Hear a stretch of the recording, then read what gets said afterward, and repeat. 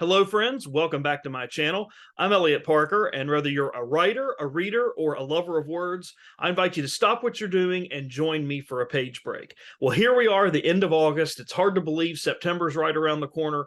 Fall is just 20 some days away, and we're getting ready to change the seasons. Yay, I'm very excited about that. I'm tired of hot weather. I feel like I've been hot, and it's been hot and humid now for 6 months or more, and I know it literally hasn't been that way, but it's felt that way. So I'm ready for the seasons to change. You may be back in school if you're a student or a teacher or a professor, or you may have children of your own or people you know in your neighborhood or church or wherever you like to socialize outside of work that are going back to school. So it's an exciting time. A lot of things are changing, new routines are being established, and I'm excited to talk about some books I've been reading lately, mostly in the mystery thriller genre. And I really think that late summer, when those dog days of August are here and it's really, really hot and miserable, and it's hard to go outside and you just don't want to go anywhere and get all sweaty and worked up, sometimes thrillers are great ways to pass the time in those late summer months. And so I'm going to talk about that, late summer weeks too. I'm going to talk about that here just in a little bit. But one of the first things I wanted to mention was a couple of you all had inquired via social media messaging and email about the Mississippi Book Festival. And I'd mentioned on a previous episode of Page Break that we were going to go to the Mississippi Book Festival. We were going to profile those books and the authors at the book festival, talk a little bit about the book festival, what it's about, why it's important, and why really book festivals in general are important. Well, we went to Jackson, Mississippi. We filmed some episodes with authors, and we filmed some interviews with authors, and we talked to Elizabeth Mason, who's with the Mississippi Writers Guild, who is one of the big sponsors or co-sponsors of the book festival. We had it all set up. We were outside. We were under these big tents. And lo and behold, a huge storm rolled through as we were recording, and a rush of water and wind kind of blew through the tent, and it damaged some of our equipment while we were recording. So we did get the equipment fixed. Luckily, it wasn't a serious loss of function on the equipment. However, we did lose a lot of the interview footage that we had conducted at the Mississippi Book Festival. So I apologize for that. Won't have a Mississippi Book Festival report for you for 2022, but hopefully we'll be able to get back to Jackson next year, and we'll profile that book festival and have it featured here for you on the channel. But again, good news is equipment's good. We just lost a lot of our footage from the interviews and the conversations that we had while we were down there. So sorry I can't share that with you on the channel, but to those 2 or 3 of you who'd reached out to me and asked me about when that was going to be shown on the channel, that's the reason it hasn't been uploaded. So I do apologize for that. If you've been watching the news lately, you know our friends in Jackson, Mississippi have just been dealing with terrible rains and storms and flooding really since the book festival started a couple of weeks ago. And it's just been an ongoing thing, and they've got more rain and heavy storms coming through really this week and into the first week of September. So keep those folks down there in your thoughts. They are really, really going through a tough time right now with flooding and people losing homes and cars and their valuables. So they could certainly use all the good thoughts you would be willing to provide. So back to books and back to what I've been reading lately. Again, I've been focusing mostly on mysteries and thrillers, primarily because I think that's just such a great genre to read when you get into those really hot, humid dog days of August where the weather's just so sticky and the heat is so thick you could just cut it with a knife and don't really want to go anywhere. A thriller, a good page-turning thriller, is a good way to pass the time and satisfy your reading taste. So I'm going to talk about a few that I've been reading lately, give you my quick reviews, and if you want to talk about those or maybe share with us a book that you've been reading or a genre maybe you like to read in the summertime to help pass the time, you can drop that in the comment section below. First book I'm going to profile, I don't have a copy of. I loaned it to my friend Chris, and he hasn't given it back to me yet. So once he does, I'll mention it on a future program. But the title of the book is called I Remember You, and it's by an author named Brian Freeman. Now, Brian Freeman is one of my favorite mystery thriller writers. Some of you are familiar with him. His most recent claim to fame is his writing, and he is now the author of the Jason Bourne mystery sort of thriller espionage series. If you remember those movies from a few years ago where Matt Damon played Jason Bourne, well, the author of the Jason Bourne series passed away, and his estate awarded the Jason Bourne character and the continuation of that series to Brian Freeman. So he's got like 3 or 4 things going on. He's got the Jason Bourne books that he's doing. He has got a series of another series of books on a character named Jonathan Stride, who some of you may be familiar with. And then he does standalone thrillers along the way too. So this book called I Remember You is a standalone thriller.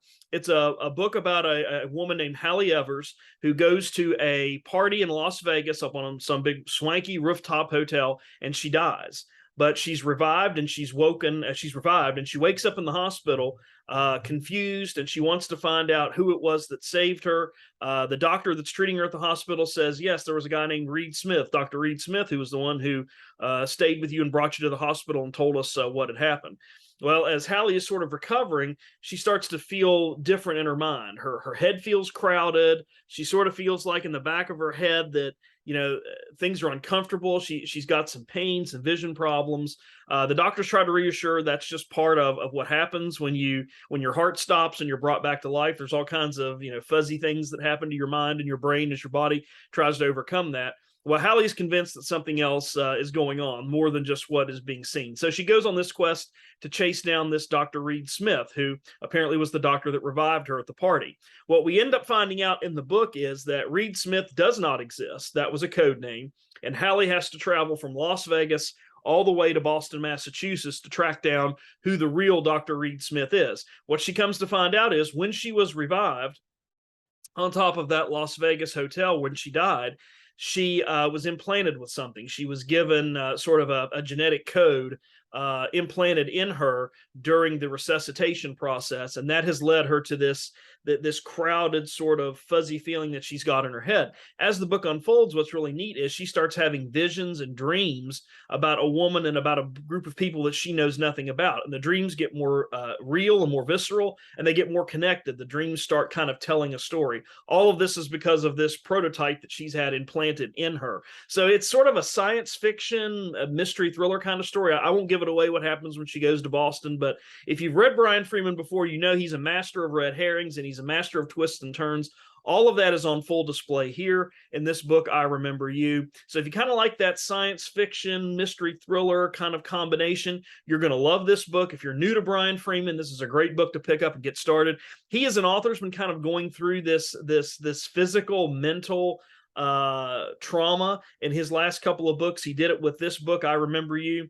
Some of you may have read his previous book called Infinite, which came out, I believe, a couple of years ago, and it deals with this whole issue of trauma and mental trauma that happens from an injury or an accident. You come to find out in Infinite, if you haven't read the book, that everything that happens to the main character in that particular story is because he's in a coma and his brain is trying to make sense of everything that's happened to him. So Freeman has been using this theme a lot in his last couple of standalone stories, but again, I really, really liked I Remember You. Classic Brian Freeman style. If you're looking for a new author, you want to get into Brian Freeman for the first time, it's a great book to pick up. And sorry, I don't have a copy of it to share with you, but just remember, I Remember You by Brian Freeman.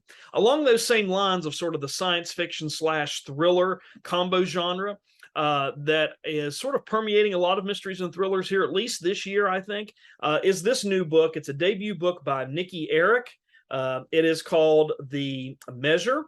And it is a book that I saw at Barnes & Noble when I was passing through at my local Barnes & Noble store about a month and a half ago. As I've told you before on the channel, this was sitting on the Barnes & Noble rack in terms of one of their books of the month. I don't know if it was their mystery thriller book of the month or their speculative fiction book of the month. I can't remember what table it was on, but that's where it was featured. It also got a Best Reads with Jenna Bush, who's on the Today Show, has a book club, and she always reads books and recommends them. So it got recommended by her as well. I've told you on the channel before, I've had some hits and misses with Barnes & Noble's books of the month pick across a variety of genres. Sometimes they're really good. Sometimes they're not. Sometimes I feel like they oversell how good the book is.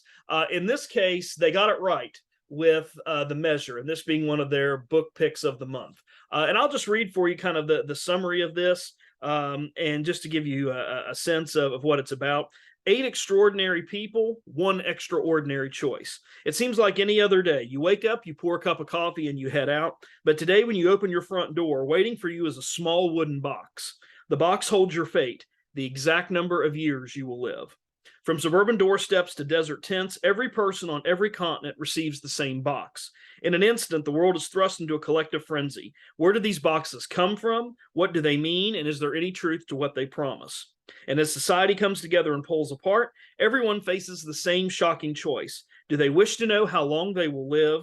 And if so, what do they do with that knowledge. And so as you read this particular book, you come across 8 different people who are all affected by these boxes that they receive with a string inside of the box. And the length of the string is what indicates how long you will live. The longer the string inside your box, the longer you're going to live. The shorter the string inside your box, the fewer years that you have to live.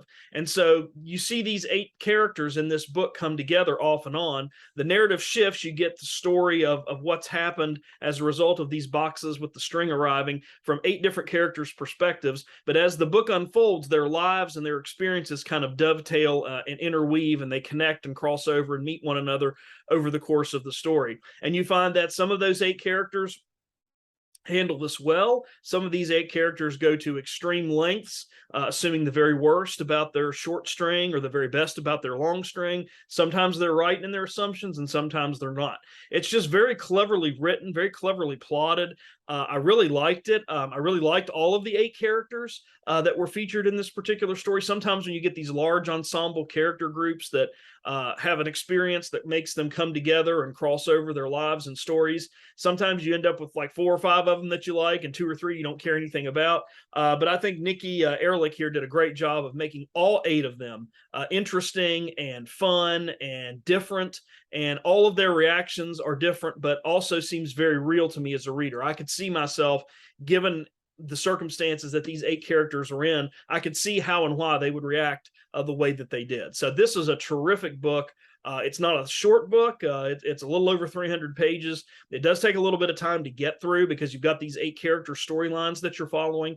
But this is a home run, a great debut by a new author that if she kind of keeps on this track, I'm going to keep reading what she writes. But again, that science fiction, sort of sci-fi, speculative fiction, thriller combination is well at play here in The Measure by Nikki Erlick. And I would highly recommend that book if you're looking for some good mystery thriller to add to your to-be-read pile. The next book I want to feature is by another author who I just discovered. His name is J.G. Hetherton, and this is called What Lies Beneath. And this is the second book in his series featuring a detective named Laura Chambers. And Laura Chambers is a character that I really, really liked. I didn't read the first book. And if you don't read the first book before picking up What Lies Beneath, Hetherton does a great job of filling you in enough backstory to give you some insight and perspective as to who she is and what she's up to. I would say if you like Jeffrey Deaver, if you've read any of his work, if you have read another mystery thriller writer that I like, J.A. Jantz, she's written, gosh, probably 40 or 50 different mysteries and thrillers now. If you like those 2 writers, you're going to like this book because it's very similar kind of in tone and style. Laura Chambers, in this particular book, she finds herself caught in a deadly web of small town secrets. This book is set in Hillsborough, North Carolina, and it is a town with a dark history that's bubbling to the surface. 20 years ago, Laura's friend's family was slaughtered in their beds, and the sole survivor, Laura's 8-year-old friend, was whisked away to distant relatives. That was the last time Laura ever saw her best friend. Well, 20 years later, a woman runs onto the interstate directly into the path of a truck, and the gruesome accident leaves behind a mangled corpse. Her very last phone call, the corpse's very last phone call, was to Laura just before she was killed, but her face is disfigured beyond recognition because of the accident. So you've got to figure out, who is this woman? Is it actually the daughter of the family that was slaughtered 20 years ago? How does Laura going to figure this out? In terms of, is it her, is it not her? You've got the police thinking that she knows more than she's letting on. Laura knows more than she's letting on about the identity of this woman. And so many other things are going on in this story. And Laura Chambers is an investigative newspaper reporter in Hillsborough, North Carolina. So she can operate very nicely on the fringes of law enforcement. She doesn't have to adhere to all the rules that maybe a police detective would, but she gets herself into all kinds of trouble and all kinds of interesting situations.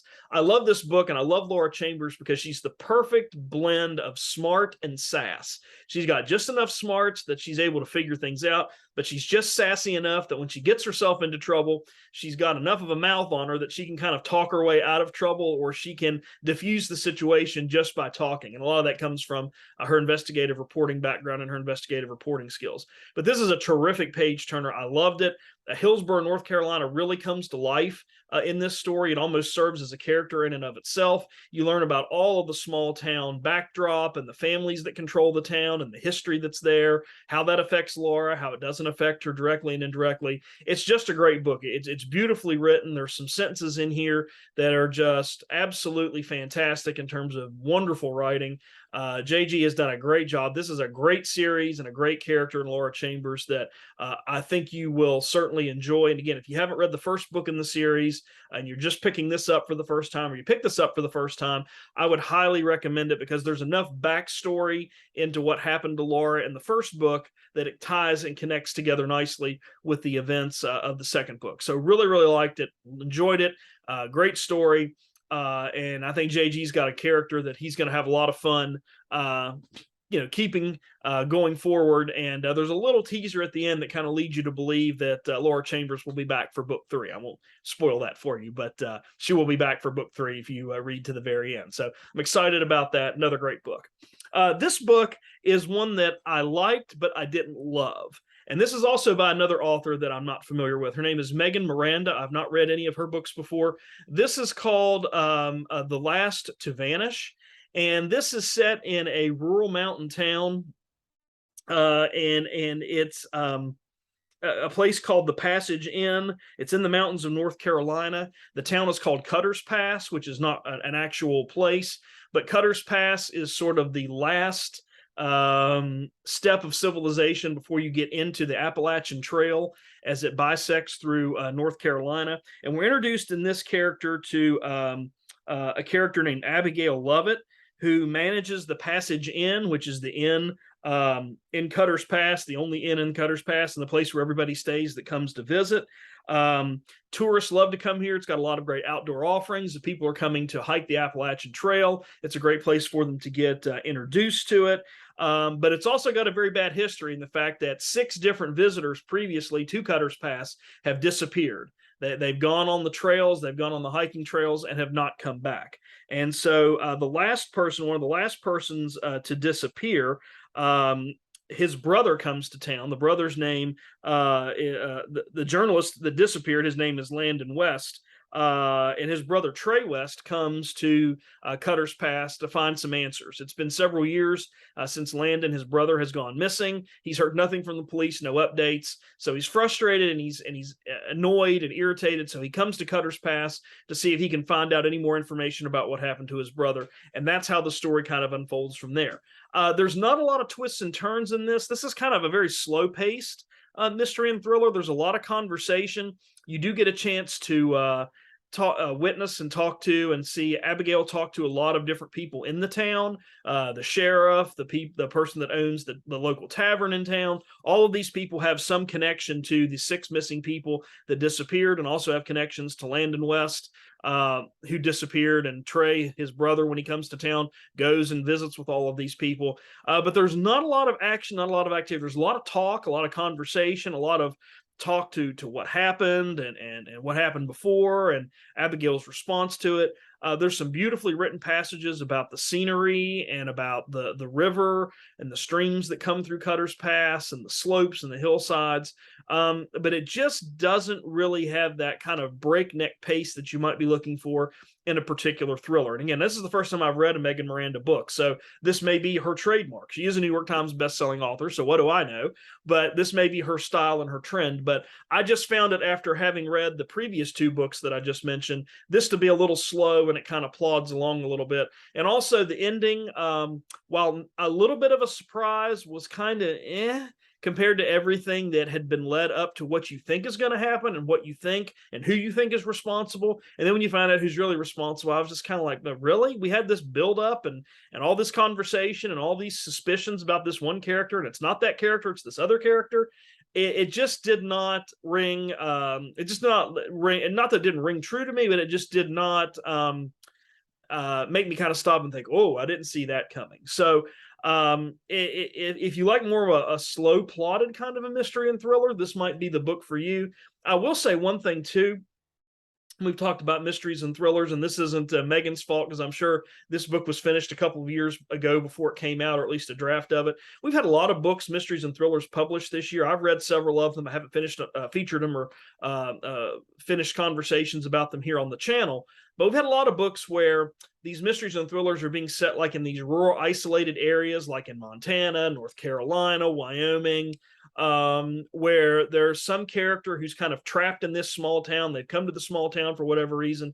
They're trapped there. They work at the inn, and there's some kind of a mystery that has to be uncovered. I feel like that is a trope that in the last year has been played out over and over again in mysteries and thrillers. And this is another one of those books that falls into that kind of setting and background and backstory. You know, Abigail kind of comes to Cutter's Pass unexpectedly for a variety of reasons. She stays, and 10 years later, all these things happen. And now there's a sort of this underlying storyline in the book where she's thinking about leaving, but she can't really leave, and all of this. And I feel like that trope has been played out a lot this year in 2021 and 2022 with mysteries and thrillers. And so we'll see if that's a trend that moves forward. That may be something that one reason I wasn't wowed by the book. I liked it but didn't love it because I feel like that's the fourth or fifth mystery thriller I have read this year that has this storyline of the person trapped in the small town who works at the only inn in town, and crazy things happen and they have to find out what happens. So maybe that soured a little bit of my impression of Megan Miranda's book, but I liked it, just didn't love it.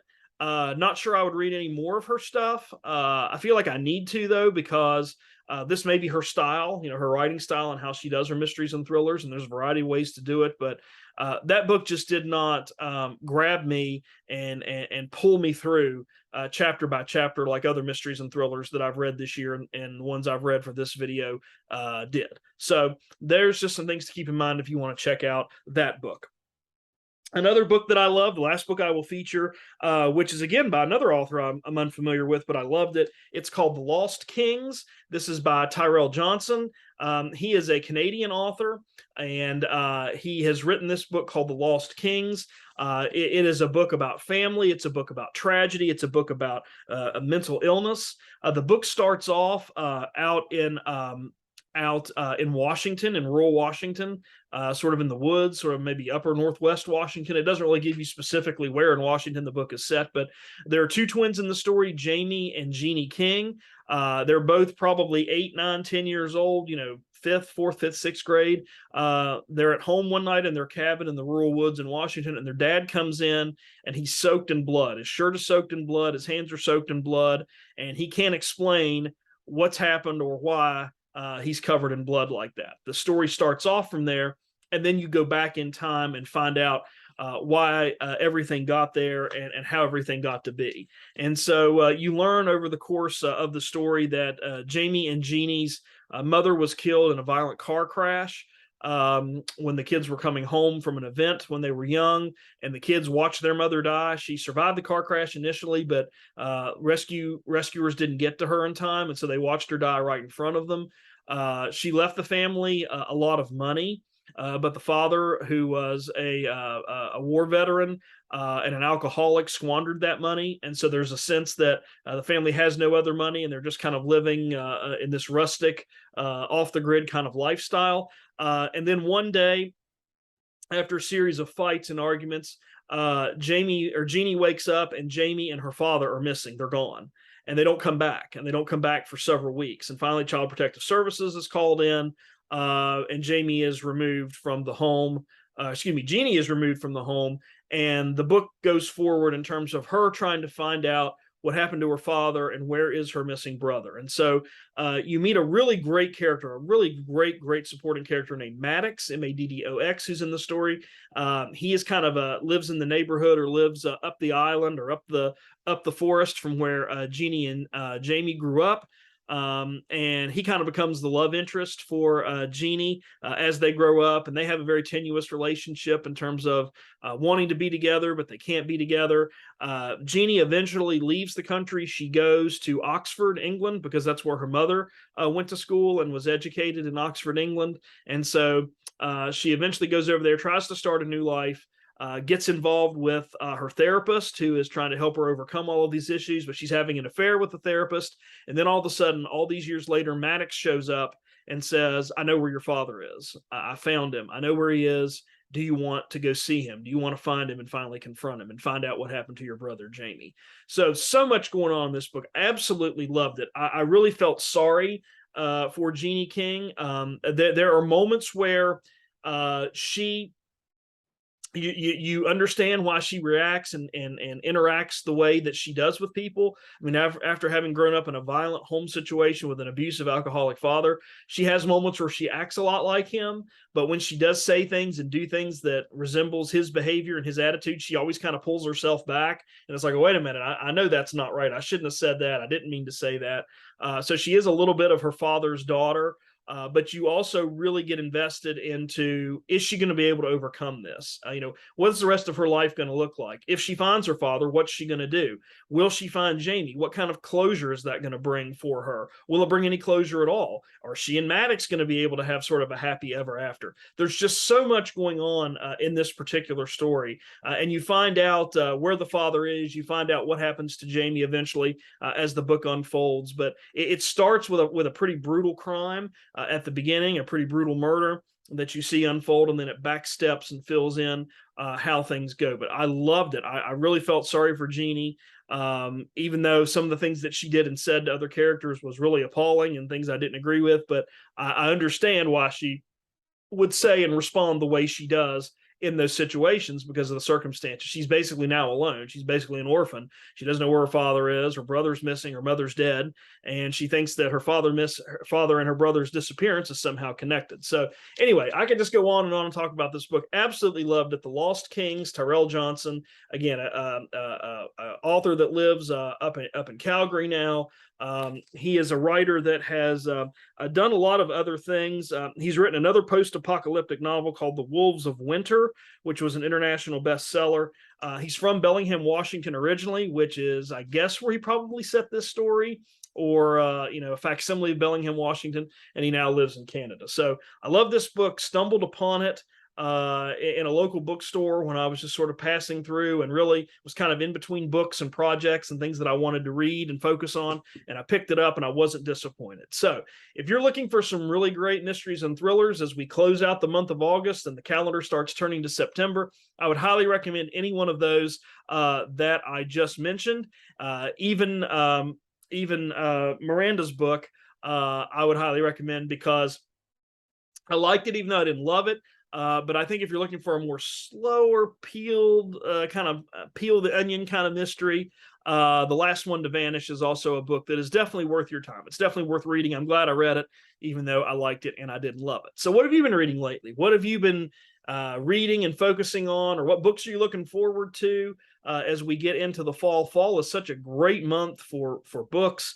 If you like mysteries and thrillers, C.J. Box's new book is out. William Kent Kruger's new book is out. Nora Roberts has got a book coming out in October. And this is a great time for new releases by some of your favorite authors, because we're leading up to the holiday book buying season, which is always a big bonanza that a lot of us look forward to as readers. So what are you reading? What have you been reading this summer to help you pass the hot, humid days? Or what are you looking forward to coming up this fall as we get into September? You can drop a comment down there in the comments box below. I'd love to hear what you're reading or what you're looking forward to. Also, I want to remind you you can follow me on my social media links, which are posted over here as well. If this is your first time to Page Break, please like the channel. Please subscribe. We've got some really great content coming up in the next month or two. We've got some more book festivals we're going to go to.